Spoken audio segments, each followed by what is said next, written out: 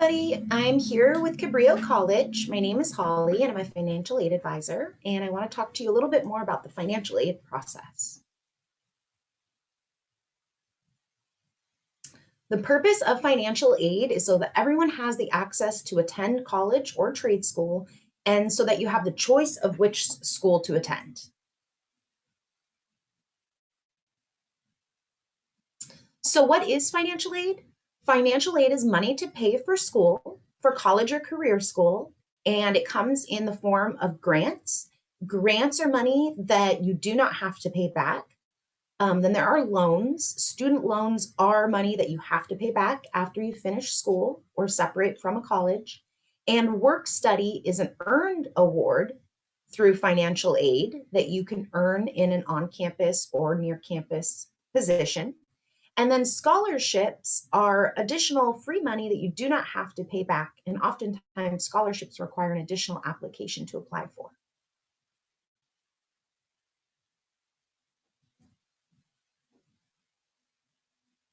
So, who can get federal student aid? For the federal student aid, you do need to be a US citizen or a permanent resident. You need to have a high school diploma or GED or equivalent. You also need to be enrolled in an eligible degree or certificate program. So that would be an associate's degree or certificate of achievement here at Cabrillo. You would also need to have a valid social security number. And if you're male, you would need to register for selective service. And then everyone also needs to maintain satisfactory academic progress. And for federal aid, that's a 2.0 GPA cumulative and 67% pass rate or PACE. So what's needed to complete the 2021-2022 FAFSA application? To be ready to do the application, you're going to want to have some things handy, like your driver's license or your ID card if you have one. You'll also want to know the marital status of you and your parents. You'll want your social security numbers. It's really important to make sure that those are entered accurately on the application. Also, you want any tax information. And for this application, you're going to want 2019 information. So you'll want any W-2s from 2019 for you and your parents, as well as any 2019 tax returns if you filed taxes. You'll also want any bank statement or investment information. That doesn't need to be for the full year for that. It can just be your most recent statement that shows the balance of your checking and savings. If you have any real estate investments, that does not include the home that you live in, but if your family has any secondary homes or real estate property, you'll want that information as well. And then any records of stocks or bonds or other types of investments. And then you also want to know how to calculate your household size and who's considered part of your household. So we'll talk about that a little bit more in a minute. And then you also want to know how many people in your household are considered going to college or in school. So those students that might not be eligible for the federal aid, that would be somebody who would be eligible to complete the California Dream Act application. This is for students who don't have a social security number. So if you're undocumented and you qualify through AB 131 as a non-resident student, then you might be eligible. You do have to be AB 540 eligible, which means you do have to have graduated from a California high school or attained a GED, or you need to receive a passing mark on the California High School Proficiency Exam. You also need to be registered at an accredited institution in a valid program, and you need to not hold a non-immigrant visa. Also, you need to demonstrate financial need and meet any other program requirements to qualify for the California Dream Act application. This is the website for the California Dream Act application. This is what the homepage looks like. It is very similar to the FAFSA application. And just like the FAFSA, we do encourage you to submit it before the March 2nd priority deadline. That is not a hard deadline in that you will still be able to do the application after that date. You just might lose out on qualifying for certain scholarships or grants if you do the application later. So you definitely want to do it early. It opened on October 1st, so it's open now. And the earlier you apply, the sooner that schools can start processing your application and providing you with offer letters that give you information about what aid you might qualify for. So you might be wondering, how much federal student aid can I get?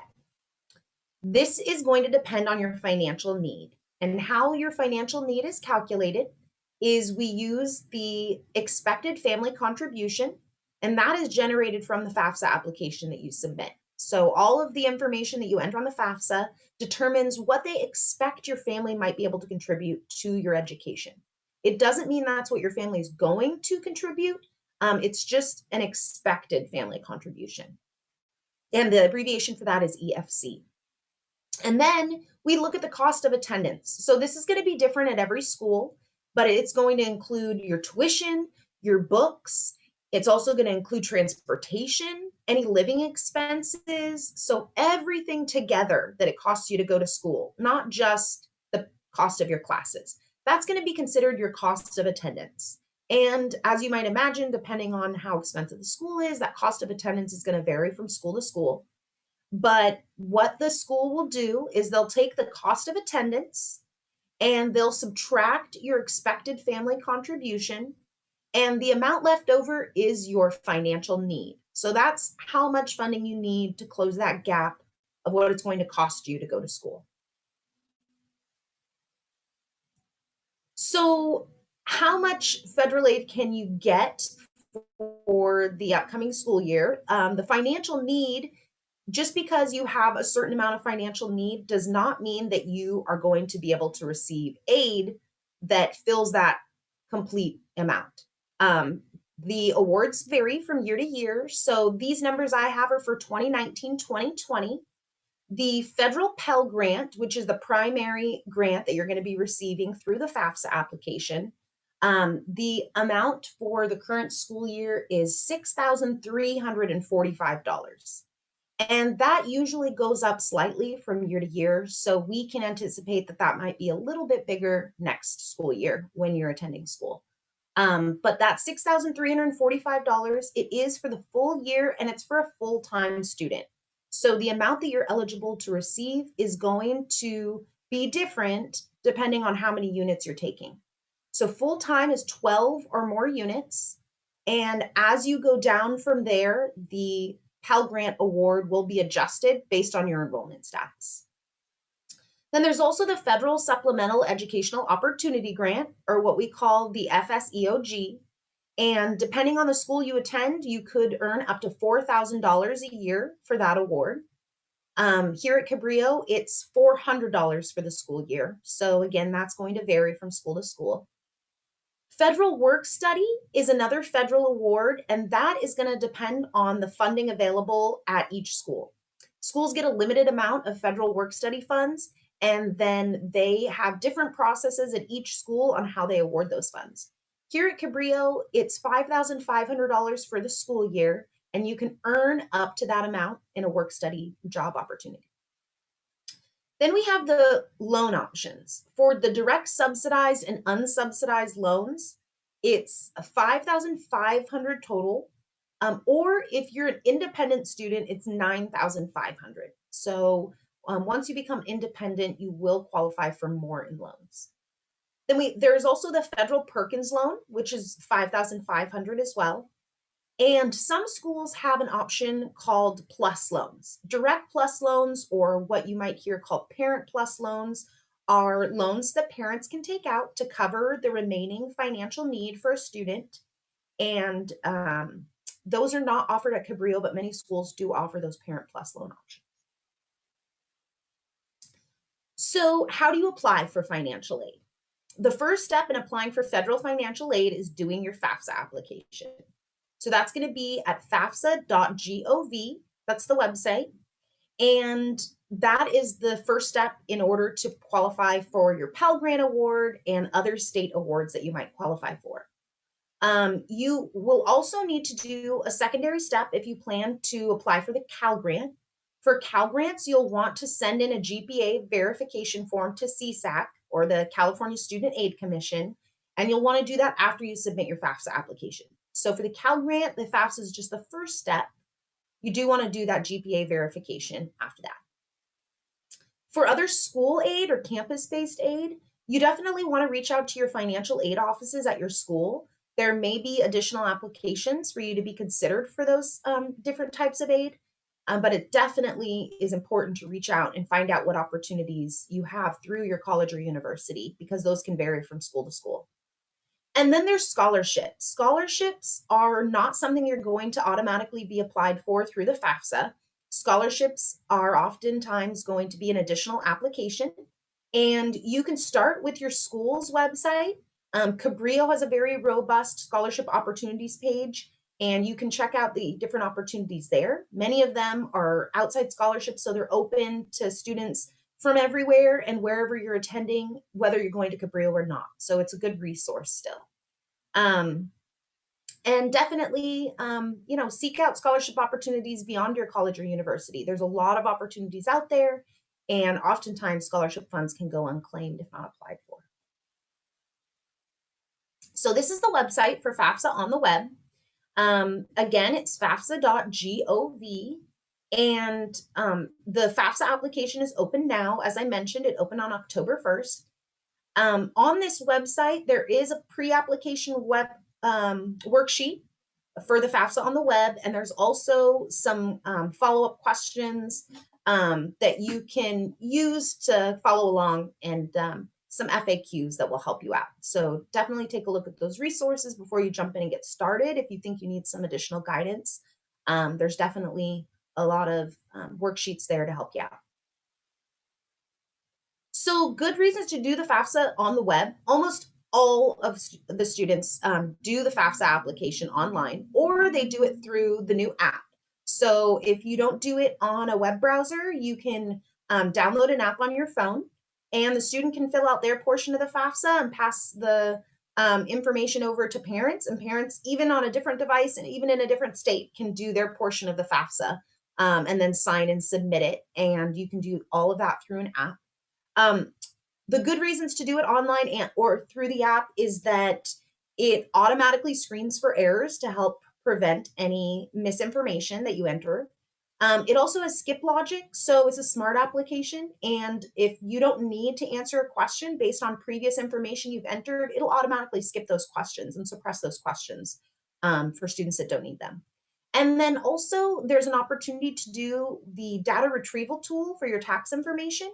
The IRS data retrieval tool is an awesome option because it allows you to bring in all of the information straight from the taxes, and you don't have to worry about entering that income information line by line. And that's an option you'll only have if you use the online FAFSA on the web or the FAFSA on the app. So in order to begin the application and to sign and submit the application, you do need to create what's called an FSA ID. The FSA ID is at fsaid.ed.gov, and that is basically your electronic PIN. It's your signature. It confirms that you're you, and it's one thing that you only have to do once. So this isn't something you'll have to do annually like the FAFSA. It's a one-time setup, and once you do that, you'll be able to use that FSA ID to sign your FAFSA application every single year. You do need to have an active email address to do that. And we definitely recommend, if you're using a high school email, that you use a personal email address, because after you graduate, you may no longer have access to that email. And because you're going to be using your FSA ID every single year, you're going to want to make sure you use an email address and a password you're going to be able to remember from year to year. Your parents, if they have a social security number, they'll also need to create an FSA ID to sign and submit the FAFSA application. And they'll have to have their own separate email address, and they'll have to do the setup process as well. If your parent doesn't have a social security number, that's okay. They can sign a signature page and you can mail it in, and it's going to be processed in the same way as an electronic signature. It'll just take a little bit longer when it comes to mailing that in and getting that processed. But you still have that option. But all students who are doing the FAFSA application do need to create an FSA ID. If your parents created one for maybe an older sibling and they've already got an FSA ID from the past, they don't need to create a new one for you. They can use that same one they created for all of their children who are going to school. So dependency status. Dependency status is determining on the FAFSA whether or not you're considered an independent student, which means you don't need to enter parent information on the FAFSA, or whether or not you're considered dependent, and then parent information is required for the FAFSA application. There's a series of dependency questions on the FAFSA. The main ones are asking if you're over the age of 24, if you're married, if you have children, or if you're a veteran. If you answer no to all of the questions on that dependency questions page, then you do require parent information. You are considered dependent. If you answer yes to any of the dependency questions, then you would be considered independent. Depending on what questions you answer yes to, the other questions that determine dependency might be whether or not you're an orphan, a ward of the court, whether you're homeless or at risk of homelessness, and all of those may require you provide additional information to your school in order to be considered independent.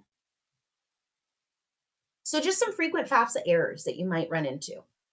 Social security numbers are really important. Those ones, if you mistakenly put the wrong number, that could cause processing issues with your FAFSA application. It won't be able to find you in the Social Security Administration database, and that's often what is used to link your FAFSA to your student application at your college or university. So that is a number one thing to make sure that it's accurate, because that could cause issues for you when it comes to processing your application, and you may have to go back and make corrections later. Other things that could be common errors are income taxes paid or untaxed income. If you can't use the data retrieval tool, just make sure that you're following along with the prompts of where to find the information on your taxes. And the FAFSA is pretty good about listing what line of the taxes to find that information on. Also, your household size. So household size should be everyone in your household that's being supported by your parents, 50% or more. If you have older siblings living at home that are making their own money, paying rent even, or things like that, you wouldn't consider them. But any family member in the household who's being supported 50% or more by your parents would be considered part of the household size. And even if you have siblings that are away at school, maybe they're not physically in the household, but they're away at college, you'd want to consider them as well if they're being supported or helped out by mom and dad, even if they're not physically in the household, if they're in school. And then you also want to consider anybody in the household who's attending school, and consider them as part of the number in college. Those two things can sometimes be confusing to students, and sometimes you only count yourself and one parent, and that's a common mistake. So make sure you're counting if both parents are in the house and any other siblings and any other family members are being supported. If there's a grandparent or an aunt or uncle in the home being supported, you can include them as well. Also, other common errors are real estate and investment net worth. Again, if you own a home, you don't need to consider that home unless it's a second home that you have. So don't list that as real estate investment. Also, parents' marital status, if they're divorced, if they're remarried, if there's step parents in the home, and your parents are remarried and that's the parent that you're putting on your FAFSA application, you do want to include step parents as well. So FAFSA processing results. The Central Processing System, or CPS, is the one that processes the FAFSA. It goes through several checks, and then it takes about 7 to 10 days for it to be processed. And you'll receive an email from FAFSA letting you know that it has been processed. And then you'll also receive a copy of your student aid report. The SAR, or student aid report, is a summary of information of everything you put on the FAFSA. So definitely take a look at that when you receive it. Make sure that everything looks accurate, that all the information you entered is correct. If it's not, you can go into the application to make necessary corrections, and you can just click on Make a Correction. It will open up the application again. You can't do that while it's processing, but after it's been processed, you will be able to go back and correct things if needed. And then keep in mind, you will need to re-sign and your parents will need to re-sign before you can resubmit those corrections on the FAFSA application. So after it's been processed by FAFSA, it takes about 10 to 14 days for the ICER or the institutional student information record to be sent to your school. You can list up to 10 schools on your FAFSA application. So every school you list is going to get a copy of your ICER, and they will be able to review your FAFSA application information. If you're selected for verification, this is something that is random and it's 1 in 3 students are selected. You may be required to provide additional information to your college. So you might have to provide some tax information, or you might have to provide a household form listing all of the people that are in your household and the number in college. And the sooner you submit that information, the sooner the school can continue to evaluate your FAFSA and determine what aid you might be eligible for. And then once your school has processed the application on their side, they will provide you with an offer letter, which should show all the financial aid awards that they're packaging you for that you might be eligible for that school year. Again, if you do need to make corrections or submit information to your financial aid office, they might be able to make corrections on your behalf. Either way, definitely make sure that the information is accurate and corrections are made after you receive your student aid report. Or if you're working with a financial aid office, inquire with them if they'll be sending the corrections. You can log into your FAFSA, as I mentioned, and use your FSA ID to re-sign and submit any corrections that are needed, or you can work with your financial aid office to make corrections as well. Some students might fall into special circumstances, and you might need additional assistance, or you might need to submit additional information, as I mentioned. So if there's been a change in circumstances in your household, first and foremost, a financial change. If the current situation that you have at home is far different from the 2019 information that you're entering on your application, there is an option for a professional judgment, and it's different with each school, but they would require additional information to show your current circumstances, and they'd be able to process what we call an income change. And that would allow the school to show the more recent, accurate information reflected on the FAFSA versus using that prior year information, which may no longer be accurate for your circumstances, especially with all the changes that have been happening.